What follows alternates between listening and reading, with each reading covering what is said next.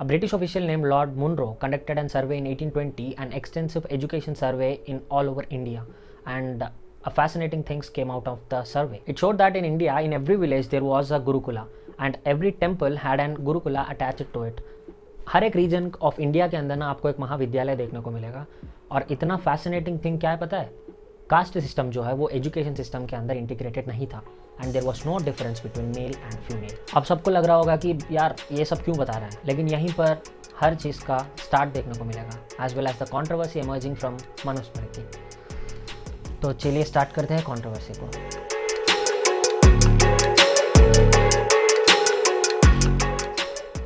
Lord Macaulay ये एक British official था, वो उसके पार्लियामेंट को ना हर चीज़ रिगार्डिंग द मनुस्मृति इन्फॉर्म कर रहा था, और वो मनुस्मृति का वर्ण सिस्टम को पार्लियामेंट को भेज रहा था as an social division which is happening in Vedic period of India. Indian philosophy contents of a division between people, इन सब के बारे में वो मेंशन करते हुए पार्लियामेंट को लेटर्स रेगुलरली लिखता था। इसके हिसाब से ना Indian philosophy and Hindu philosophy जो है वो एक रिजिड कास्ट सिस्टम को प्रमोट करता है, एज वेल एज ये एक इनह्यूमन सिस्टम है, और ये कहता था कि parliament of British should take care regarding the Indian society and their welfare, so the English philosophy should be implemented in the Indian society. Britishers जो है उनको पता ही नहीं है कि कास्ट सिस्टम क्या होता है, and varna is not caste बोलकर।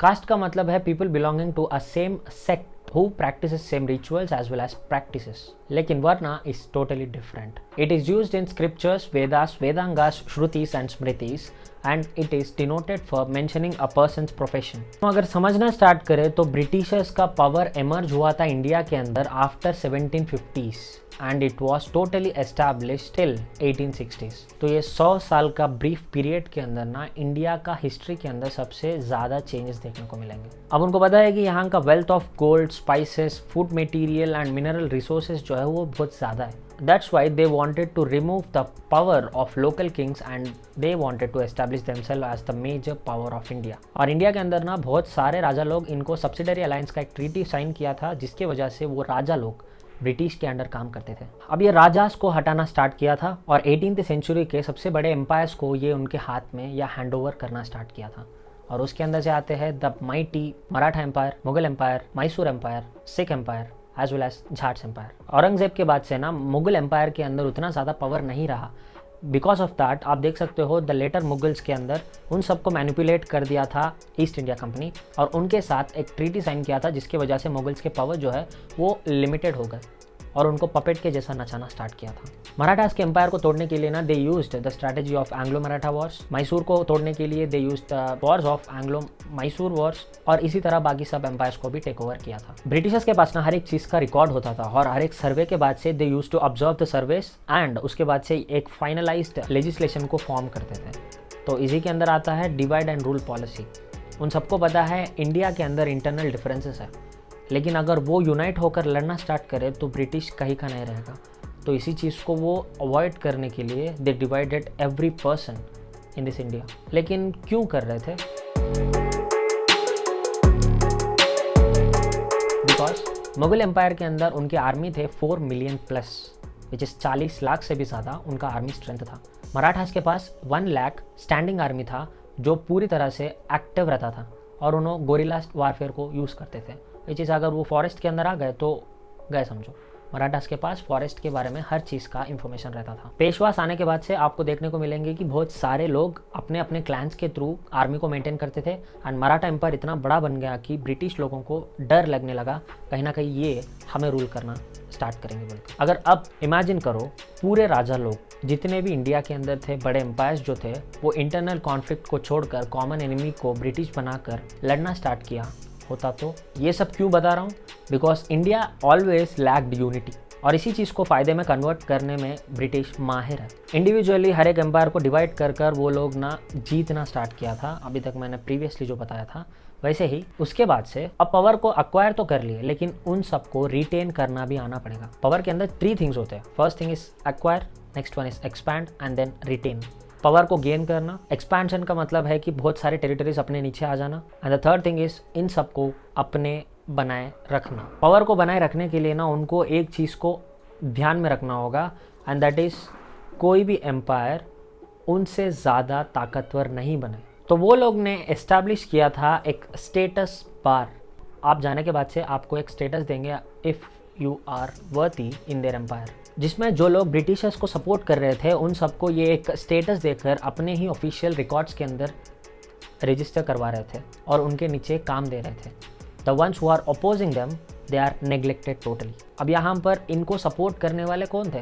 वो टाइम के प्रीस्टली क्लास, जिसमें जो लोग ब्रिटिशर्स को सपोर्ट कर रहे थे उन सबको ज़्यादा फैसिलिटीज़ दिया जाता था और जो लोग नहीं करते थे उनको कम। और इसी चीज़ को वो लोग ने नाम दे दिया द कास्ट सिस्टम। ये ब्रिटिशर्स ने जॉब्स को हेरिडेटरी बना दिया था, विच इज़ जो पंडित, जो पुरोहित और जो इंटेलिजेंट पीपल थे उन सबको अपने ऑफिशियल काम के अंदर इन्वॉल्व करते थे और जो लोग उनको सपोर्ट के अंदर बात कर रहे थे उन सब का जॉब्स हेरिडेटरी बना कर रखा था, which is generation to generation same job को वो कंटिन्यू कर सकते हैं, आपके बाद आपके बेटे, उनके बेटे, उसके बाद के जो भी है। तो ये है generational pass which is hereditary. इसी तरह आपको देखने को मिलेगा the Brahmin status being maintain Kshatriyas as well as Vaishyas. जो लोग पूरी तरह से लोअर क्लास के अंदर थे वो लोग लोअर ही रह गए because they were not promoted by British, they were not care taken by any official. तो समझ आ रहा है, द वर्ण system is slowly converting into the caste system और ये ज़्यादा रिजिट होने वाला है। अब देखो, वर्णाश्रम सिस्टम के बारे में मैंने प्रीवियसली भी मेंशन किया था। According to your profession you are decided to what kind of varna you belong to, लेकिन not on the basis of birth. अब यहाँ पर ये कास्ट सिस्टम एस्टैब्लिश होने के बाद से आपका हेरिडेटरी जॉब बनने की वजह से यू बिलोंग टू ब्राह्मण कम्युनिटी और यू बिलोंग टू अ ब्राह्मण कास्ट। जो इंसान अपने इंटरेस्ट के हिसाब से जॉब कर रहा था उसके बेसिस पे हम वर्ण को डिसाइड कर रहे थे, दैट इज वर्ण सिस्टम। एक क्वेश्चन पूछना था आप सबको कि कल जाकर अगर आप पीएम के नीचे डिसीजन लेने का जॉब आपको मिला तो सोच कर ही अच्छा लग रहा होगा। तो वो टाइम के ब्राह्मण्स, क्षत्रियास, वैश्यास उन सबको समझ में आ गया कि पावरफुल लोगों के साथ रहने का मज़ा क्या है। गवर्नर जनरल्स जो है उनके हिसाब से अपने पूरे हिंदू टेक पूरी तरह से गलत है और अपने ही लोग जो करप्ट होकर उनके नीचे काम करना चाह रहे थे उनके थ्रू अपने सामाजिक पद्धति विच इज सोशल सिस्टम को चेंज करना चाह रहे थे। इसी के वजह से आपको देखने को मिलेंगे the scriptures of Indian philosophy being moulded according to the Brahmans need. और यहीं पर सबसे डेंजरस मुद्दा इमर्ज होता है, दैट इज मनुस्मृति। सिंपल भाषा में समझाऊं तो मनुस्मृति जो है it is a Smriti not Shruti. Shruti is totally a Vedas philosophy and Smriti is social philosophy. आपके जीवन को किस तरह जीना है इन सब के रिलेटेड आपको इन्फॉर्मेशन देखने को मिलेगा इसी बुक्स के अंदर। तो Smriti was not considered as much as preferential than Vedas and Vedangas in the ancient time. अगर यहाँ पर कुछ समझ में नहीं आया तो 10 सेकंड्स पे आकर के फिर से इतना स्टार्ट करो। ये समाज में एक इंसान किस तरह जीना है इन सबको related as well as governing principles को मेंशन करता है मनुस्मृति। तो उसको लेकर कॉन्ट्रोवर्सीज को आज के दिन जो पैदा कर रहे हैं दे आर फूल्स। और इंटरेस्टिंग फैक्ट क्या है पता है, स्मृतिज जो है विच इज मनुस्मृति जो है वो कभी भी लिखा नहीं गया था, वो बोलने के थ्रू ट्रांसफ़र करा गया था थ्रू जनरेशंस। इसी के वजह से आपको करप्शन देखने को मिलेगा। इसी को एक एग्जाम्पल के थ्रू समझेंगे तो तुम सबको पता ही होगा एक सामान्य बात which is a common thing जो शेयर हुआ था सोसाइटी के अंदर वो जाकर कितना कॉम्प्लेक्सिटीज़ के साथ भर जाएगा। लाइक एग्जाम्पल है, सूरज एक अच्छा और होशियार लड़का है। ये एक कॉमन एंड जनरल स्टेटमेंट को लेंगे और इसी को ये रूमर्स के थ्रू क्या होगा, जिनको समझ नहीं आ रहा रूमर्स क्या है, एक बात को एक दूसरे से शेयर करना और बड़ा चढ़ाकर बोलना। अब वही स्टेटमेंट जो है वो बदल जाएगा, सूरज एक अच्छा और होशियार लड़का है जो माँ बाप की बहुत इज्जत करता है, बड़े लोगों की खैर करता है, लड़कियों की तरफ मुड़कर नहीं देखता, और ज़्यादा भी एलिमेंट्स ऐड हो जाएंगे यही स्टेटमेंट को। समझ गए? इसी को बोलते हैं रोमस, बड़ा चढ़ाकर बोलना। अब देखो मनुस्मृति जो है उसके अंदर यही एक फ्लॉ है कि ये ट्रांसफर होता था through the mouth and not in the form of text. इसी के वजह से rigidity in Manusmriti was not ever mentioned. अब देखो मनुस्मृति में जो है ना कोई ब्राह्मण अपने थॉट्स को इंक्लूड करने की वजह से यहाँ पर आपको करप्शन देखने को मिलेगा, क्योंकि एक इंसान के थॉट्स के अंदर करप्शन देखने को मिलेगा and not in the thoughts of a Veda writer, क्योंकि जो वेदास लिखते थे उन सब के अंदर आपको करप्शन नहीं देखने को मिलेगा, क्योंकि they are totally an intellectual being. उनको मटेरियल सेटिस्फैक्शन की कोई ज़रूरत नहीं है, ये एक फिलोसॉफिकल एस्पेक्ट है, तो इसको ध्यान में रखो। और इसी चीज़ को हम सच मानकर बैठते हैं कि मनुस्मृति के अंदर सबसे ज़्यादा कंट्रोवर्सीज है, वो शूद्रास को नीचे दिखाते हैं, वुमेन्स को नीचे दिखाते हैं। नहीं यार, समझने का अंदाज़ अलग है, हर एक को समझाने का तरीका नहीं आता। और एक बार जाकर आप ही चेक कर लो, मैं डिस्क्रिप्शन के अंदर लिंक डाल दूंगा मनुस्मृति का, कि कहीं पर भी और इसके अंदर लिखा हुआ है कि वर्ण सिस्टम जो है वो आपके जन्म के आधार पर नहीं, आपके प्रोफेशन के आधार पर दिया जाता था। और वही मनुस्मृति के अंदर आपको देखने को मिलेगा कि शूद्र जो है उसको एक अपॉर्चुनिटी मिलेगा कि वो ब्राह्मण के अंदर इवॉल्व हो सके। और most of the Kshatriyas and Vaishyas are consider to be coming from the Shudra class. आज के दिन शूद्रा का मीनिंग क्या है? Lower caste. लेकिन varna is not caste. Varna के हिसाब से आप प्रोफेशन के अंदर जो आप ब्रेन को यूज़ नहीं कर सकते हो, आपके फिजिकल स्ट्रेंथ को यूज़ नहीं कर सकते हो, आपके एपिटाइट को यूज़ नहीं कर सकते हो, then you belong to a helper और अ वर्कर क्लास। ये है real meaning of varna system. इसको समझना भूलकर आज के दिन शूद्र रहा तो वो शूद्र ही रहेगा, ब्राह्मण रहेगा तो वो ब्राह्मण ही रहेगा। इसके कॉन्ट्रोवर्सीज के अंदर जी रहे हैं हम आज। अगर शूद्र एक मिस्टेक करा तो उसको पनिशमेंट दिया जाएगा, वो नॉर्मल है। लेकिन व्हेन इट कम्स टू ब्राह्मण डूइंग और committing the same mistake, he should be punished 128 times more. अब एक लास्ट एग्जाम्पल के साथ ना हम मनुस्मृति के वर्ण सिस्टम को समझना स्टार्ट करेंगे। एंड बेसिकली ये वर्ण सिस्टम मनुस्मृति का नहीं है। उसको मेंशन करने के बाद से आज के मॉडर्न एरा के अंदर मनुस्मृति को यूज़ कर रहे हैं टू शो वर्ण system which is caste system. समझ रहे हो? तो एग्जाम्पल है कि एक आपका दोस्त है जिसको मॉडर्न सिस्टम के अंदर क्षत्रिय का होदा दिया गया है, लेकिन उसका स्वभाव जो है ना वो एक शूद्र जैसा है, विच इज़ वो लेजीनेस दिखाता है, उसको काम करना पसंद नहीं है, किसी को हेल्प करते हुए उसका ज़िंदगी गुजारा करना उसको बहुत अच्छा लगता है, उसको ब्रेन ज़्यादा यूज़ करना अच्छा नहीं लगता। Being a Kshatriya he should use his body, right? लेकिन उसके डीएनए के हिसाब से वो बॉडी यूज़ ही नहीं करना, then he is consider to be a Shudra in वर्ण। और आप है जिसको पढ़ना बहुत अच्छा लगता है, वेदास को समझना अच्छा लगता है, टीच करना अच्छा लगता है, ऐसे क्वालिटीज़ आपके अंदर है, लेकिन you are a lower caste in modern society. अंदर समझ रहे हो वर्ण और कास्ट सिस्टम को? According to Manusmriti chapter 10 and verse 65, a Shudra can convert himself into a Brahman. एक शूद्र जो है वो अपने आप को ब्राह्मण के अंदर बदल सकता है। ये मनुस्मृति बोल रहा है, ये कभी नहीं देखते हो आप सबको चंद्रगुप्त मौर्य के बारे में पता ही होगा, और आप सुनकर चौंक जाएंगे कि ही बिलोंग टू अ शूद्र फैमिली।